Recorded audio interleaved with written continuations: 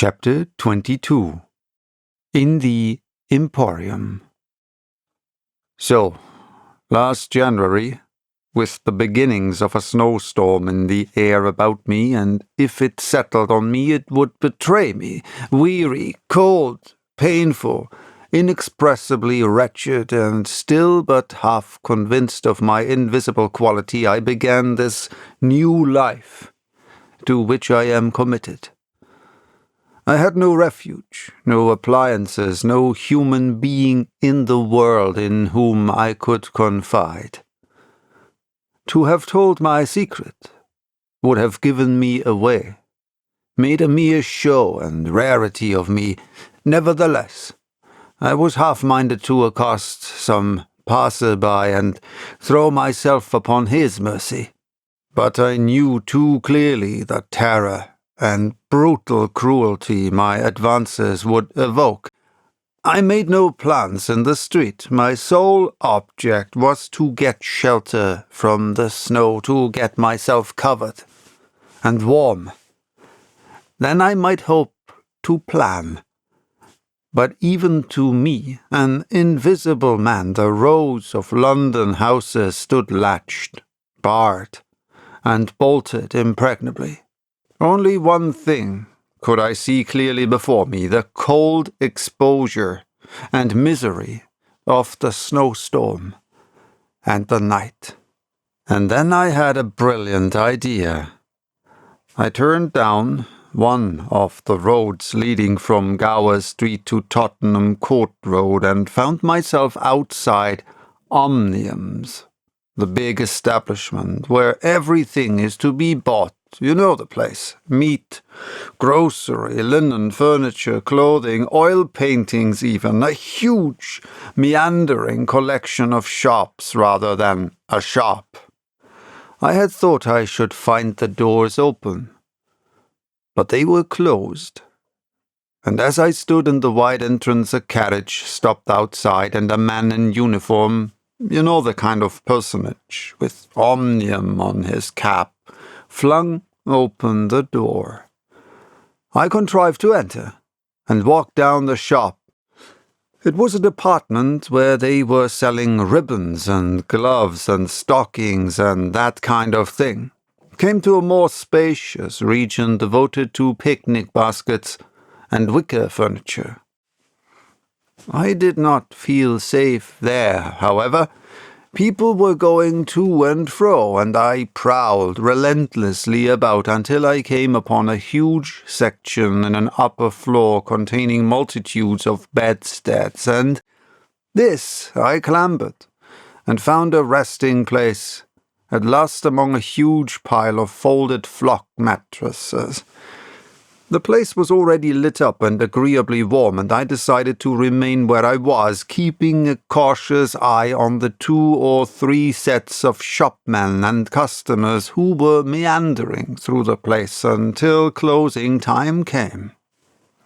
Then I should be able, I thought, to rob the place for food and clothing, and disguised prowl through it and examine its resources. Perhaps sleep on some of the bedding. That seemed an acceptable plan. My idea was to procure clothing, to make myself a muffled but acceptable figure, to get money, and then to recover my books and parcels where they awaited me, take a lodging somewhere, and elaborate plans for the complete realization of the advantages my invisibility gave me, as I still imagined, over my fellow men. Closing time arrived quickly enough. It could not have been more than an hour after I took up my position on the mattresses before I noticed the blinds of the windows being drawn and customers being marched doorward. And then a number of brisk young men began with remarkable alacrity to tidy up the goods that remained disturbed. I left my lares as the crowds diminished and prowled cautiously out into the less desolate parts of the shop, I was really surprised to observe how rapidly the young men and women whipped away the goods displayed for sale during the day. All the boxes of goods, the hanging fabrics, the festoons of lace, the boxes of sweets in the grocery section, the displays of this and that were being whipped down, folded up, slapped into tidy receptacles, and everything that could not be taken down and put away had sheets of some coarse stuff like sacking flung over them. Finally, all the chairs were turned up on the counters, leaving the floor clear. Directly each of these young people had done, he or she made promptly for the door with such an expression of animation as I have rarely observed in a shop assistant before. Then came a lot of youngsters, scattering sawdust and carrying pails and brooms. I had to dodge to get out of the way, and as it was, my ankle got stung with the sawdust. For some time wandering through the swathed and darkened departments, I could hear the brooms at work, and at last, a good hour or more after the shop had been closed, came a noise of locking doors. Silence came upon the place, and I found myself wandering through the vast and intricate shops, galleries, showrooms of the place alone. It was very still. In one place I remembered passing near one of the Tottenham Court Road entrances and listening to the tapping of boot heels of the passers-by. My first visit was to the place where I had seen stockings and gloves for sale. It was dark, and I had the devil of a hunt after matches, which I found at last in the drawer of the little cash desk. Then I had to get a candle. I had to tear down wrappings and ransack a number of boxes and drawers, but at last I managed to turn out what I sought. The box label called them lamb's wool pants and lamb's wool vests, then socks, a thick comforter, and then I went to the clothing place and got trousers, a lounge jacket and overcoat, and a slouch hat, a clerical sort of hat, with the brim turned down. I began to feel human being again, and my next thought was food. Upstairs was a refreshment department, and there I got cold meat. There was coffee still in the urn, and I lit the gas and warmed it up again, and altogether I did not do badly. Afterwards, prowling through the place in search of blankets, I had to put up at last with a heap of down quilts. I came upon a grocery section with a lot of chocolate and candied fruits, more than was good for me indeed, and some white burgundy. And near that was a toy department, and I had a brilliant idea. I found some artificial noses, dummy noses, and I thought of dark spectacles. But Omniums had no optical department. My nose had been a difficulty indeed. I had thought of paint, but the discovery set my mind running on wigs and masks and the like. Finally, I went to sleep in a heap of down quilts, very warm and comfortable. My last thoughts before sleeping were the most agreeable I had had since the change. I was in a state of physical serenity, and that was reflected in my mind. I thought that I should be able to slip out unobserved in the morning with my clothes upon me, muffling my face with a white wrapper I had purchased with the money I had taken, spectacles, and so forth, and so complete my disguise.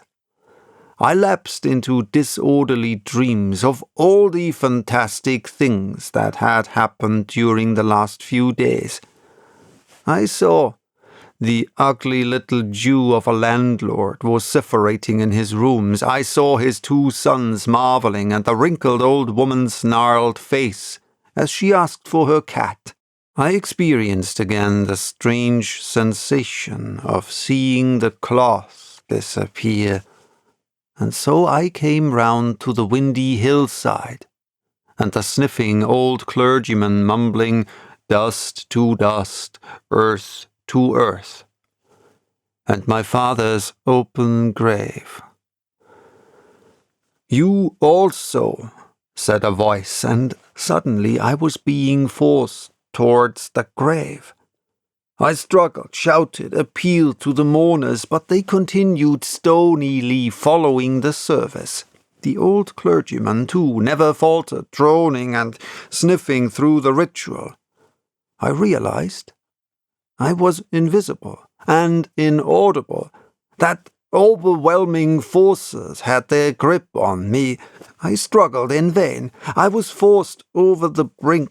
The coffin rang hollow as I fell upon it, and the gravel came flying after me in spadefuls. Nobody heeded me. Nobody was aware of me. I made convulsive struggles and awoke. The pale London dawn had come. The place was full of a chilly grey light that filtered round the edges of the window blinds. I sat up, and for a time I could not think where this ample apartment with its counters, its piles of rolled stuff, its heap of quilts and cushions, its iron pillars might be. Then, as recollection came back to me, I heard voices in conversation. Then, far down the place, in the brighter light of some department which had already raised its blinds, I saw 2 men approaching. I scrambled to my feet, looking about me for some way of escape, and even as I did so, the sound of my movement made them aware of me. I suppose they saw merely a figure moving quietly and quickly away. "Who's that?" cried one, and "Stop there!" shouted the other. I dashed round the corner and came full tilt, the faceless figure, mind you, on a lanky lad of 15. He yelled, and I bowled him over, rushed past him, turned another corner, and by a happy inspiration threw myself flat behind the counter. In another moment, feet went running past, and I heard voices shouting, "All hands to the door," asking what was up, and giving one another advice how to catch me. Lying on the ground, I felt scared out of my wits. But odd as it may seem, it did not occur to me at the moment to take off my clothes as I should have done. I had made up my mind, I suppose, to get away in them, and that ruled me. And then down the vista of the counters came a bawling of, "Here he is!"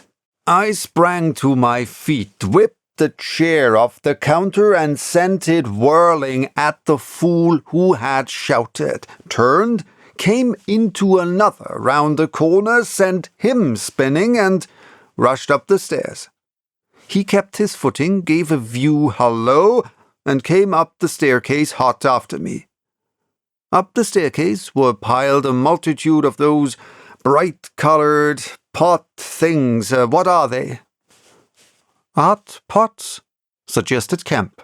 "That's it, art pots. Well, I turned at the top step and swung round, plucked one out of a pile and smashed it on his silly head as he came at me. The whole pile of pots went headlong, and I heard shouting and footsteps running from all parts.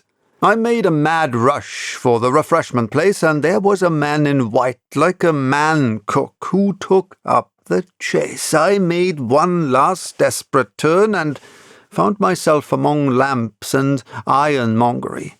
I went behind the counter of this and waited for my cook. And as he bolted in at the head of the chase, I doubled him up with a lamp. down he went, and I crouched down behind the counter and began whipping off my clothes as fast as I could. Coat, jacket, trousers, shoes were all right, but a lamb's wool vest fits a man like a skin. I heard more men coming. My cook was lying quiet on the other side of the counter, stunned or scared speechless, and I had to make another dash for it, like a rabbit hunted out of a woodpile. "This way, policeman!" I heard someone shouting. I found myself in my bedstead storeroom again, and at the end a wilderness of wardrobes. I rushed among them, went flat, got rid of my vest after infinite wriggling, and stood a free man again, panting and scared, as the policeman and 3 of the shopmen came round the corner. They made a rush for the vest and pants and collared the trousers. "He's dropping his plunder," said one of the young men. "He must be somewhere here." But they did not find me all the same. I stood watching them hunt for me for a time and cursing my ill luck in losing the clothes. Then I went into the refreshment room, drank a little milk I found there, and sat down by the fire to consider my position. In a little while 2 assistants came in and began to talk over the business very excitedly, and like the fools they were. I heard a magnified account of my depredations and other speculations as to my whereabouts. Then I fell to scheming again. The insurmountable difficulty of the place, especially now it was alarmed, was to get any plunder out of it. I went down into the warehouse to see if there was any chance of packing and addressing a parcel, but I could not understand the system of checking. About 11 o'clock, the snow having thawed as it fell, and the day being finer and a little warmer than the previous one, I decided that the Emporium was hopeless, and went out again, exasperated at my want of success, with only the vaguest plans of action in my mind.